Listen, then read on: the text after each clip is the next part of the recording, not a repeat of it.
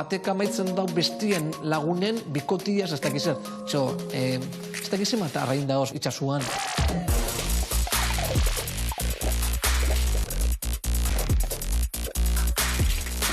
Solterua, así que bate bat hortik ikusten baldin badago, deitu. Gaur egunean mundu kapitalista baten bizi garila eta maitasuna be kapitalismo bihurtu da. Jente asko ikusten dozu, parejia daukona, aplikazio horietan eta baina hor da biena ez, eta casting handi bat. Gaur ez nago, nire egunik eta onenian, guapua honaz naturalian, eta soltero nago lez, baten niri telebistatik ikusten badago, gaur egunean bai, jente edo noren nire maitasuna topa, deguel topa dabe, baina azke berandu konturatzen da jentia, merezi izan daben pertsona bat pasaten itxi dabela.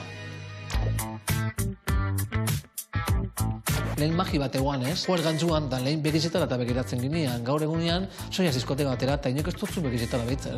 Mobila dauke. Eta zaoz, musikiaz dantzan, da mobila dauke herrian. Lehen gatz zain leukan sexu eta maitasuna desberdintzia, eta ohe asko bizita izan dodaz, maitasun bila. Jente asko egiten dago ez, ni maitasun bila nabil, gau batean oheratzeko. Ganera, hasikerako momentuan eta ilusio eta zozenean, ez dozuz ikusten pertsoniak izan aldabezen imperfekzioiak, eta nitzako imperfekzio horrek pertsoniak perfektutzen dabe.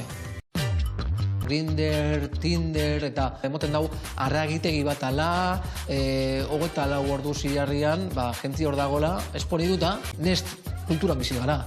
Argazkizak eta fuera, beti agertzen estan zeo zer topaten. Bikotiak topateko aplikazioak baldin badiraz, zeba gabiltzaz fizikuari hainbesteko importantzia. Grindrra eta edononek erabiltzen dituz eta eskanian, zure izena nor zaren pregunta baino harina, sakiren neurizare buruz galdatzen dotzue, ia oian zer rol daukasun eta zen rol ez daukasun. Benetan horretizela gaur egunean pertsona bat ezagutzeko beharrezkoat izen galderak.